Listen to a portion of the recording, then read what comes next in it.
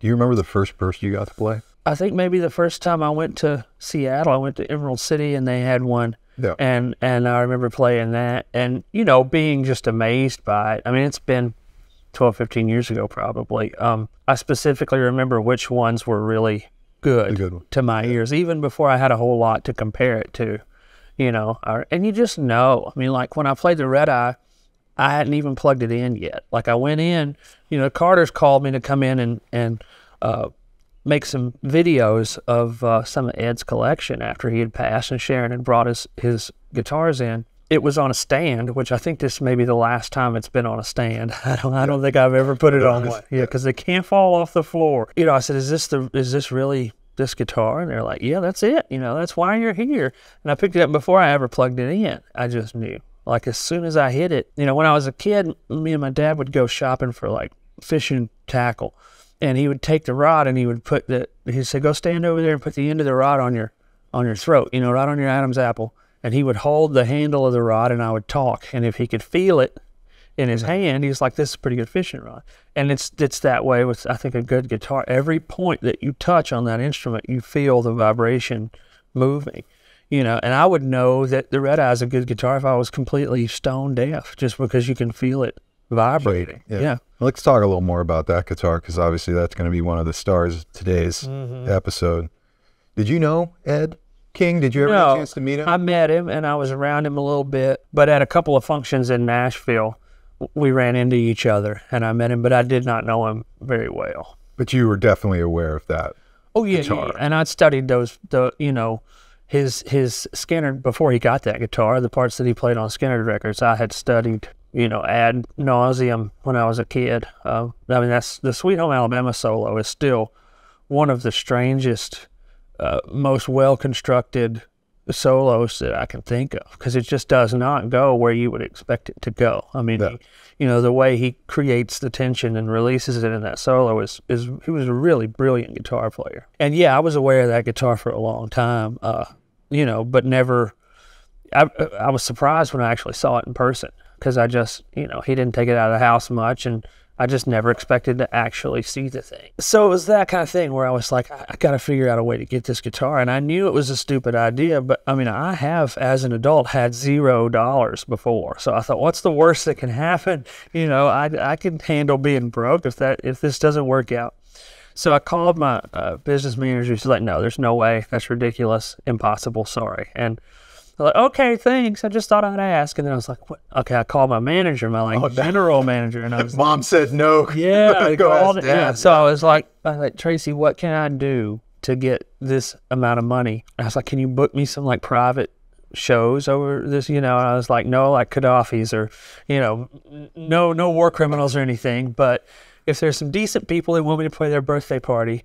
And it just so happened that like Bitcoin was really taking off. So I wound up at a bunch of weird Bitcoin birthday parties and paid for that guitar without having to dip into anybody else's life, you know, without having to cut anybody else's pay out. Before you walked into Carter that day, was buying a Burst on your radar? No, I never thought that I would do it. Never. They're so damn expensive. And, you know, I didn't have like the right kind of security, the right kind of humidification. And everything was just in cases in a bedroom. And, you know, of course, after that, you're like, well, I'll figure the rest of this out later. I'll figure out how to take care of this and how to keep it safe and, you know, how to carry it on the road with me. I'll get all that sorted. At that point, I was just like, I have to figure out a way to have this guitar. But yeah, after I played the Red Eye, I was like, that's the best guitar I've ever played, you know? And it still is. Hard to tell in those big, heavy Calton cases what it is. But this is probably it, right? This is it, yeah. This is the one. Here, help me out. Let's open it up. Every time I open it, I feel like I'm in some old, like Sherlock Holmes mystery. There's just going to be like a rose in the case, and I have to go through all these clues to find my guitar. Let's hope not. Yeah. There it is. Oh, man, and there it is. And that's what everybody says when I open the case. There it is. Every time. Dude, that top. Look at that top. Is like the curliest thing. 90891. The Red Eye. The Red Eye. It's called the Red Eye. Let's talk about it. All right. There it is. For everyone at home that doesn't know why this one spot on the guitar would have stayed red when everything else faded. So the tag was hanging. It was that square Gibson tag. Yeah. Square tag that would go around the pickup selector switch. And, you know, originally they were red all around here, but the dye that Gibson used in 58, 59 would fade with UV light. That was quick. If that sat in a store window, that's what I think probably happened. It just sat in the window for a little while, and you know they didn't sell too quickly in 58, 59. So sat in the window for a little while, and everything faded except the spot under where the tag was hanging.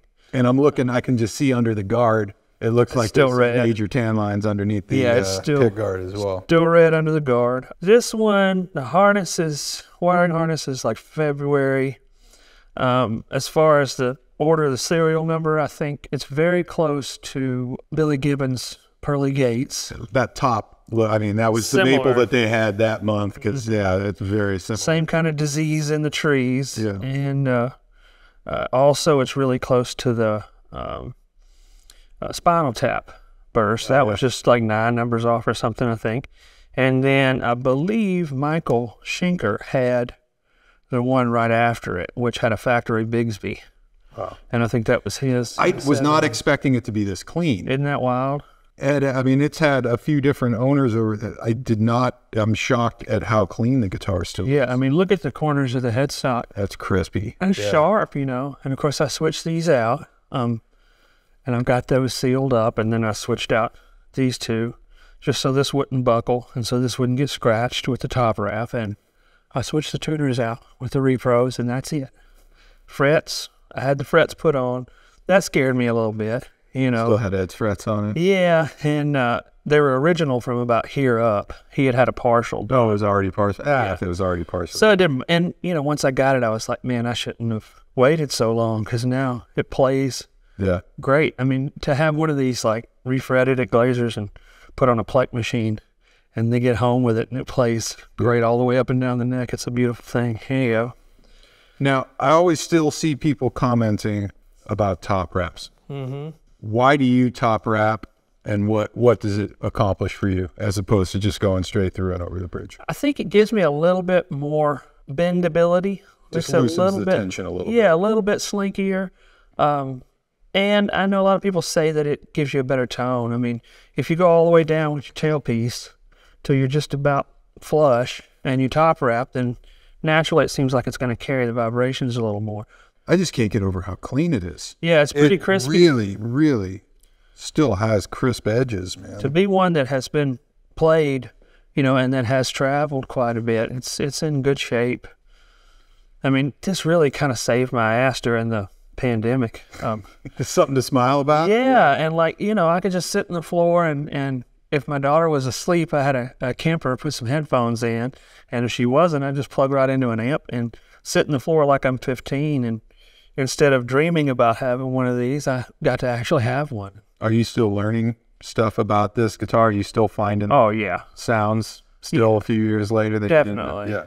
And that's the thing about the way these were designed, you know, the pickups and the wiring. I mean, the way I play a Les Paul and probably the way you play a Les Paul is not the way they were intended to be played. Yeah. And that, to me, is an indicator of something that can be used in a whole lot of different ways. And a lot of my favorite musical instruments are that way, you know, like a B3 or a Wurlitzer. I mean, those things do not sound like what they were trying to copy. Yeah. You know, the two pickups in that middle position, that's the magic thing for me, because then you've got so much versatility. And if you've got good old pots and your wiring harness works like it should, then you can get, you know, a lot of different tones. Forever, Cold Dead Hands. This one. This is, oh yeah. No, never. Yeah. Never getting rid of this. Yeah, my wife says I would be sitting out in the tent in the middle of a field with just this guitar and one last can of beans at the end of the world.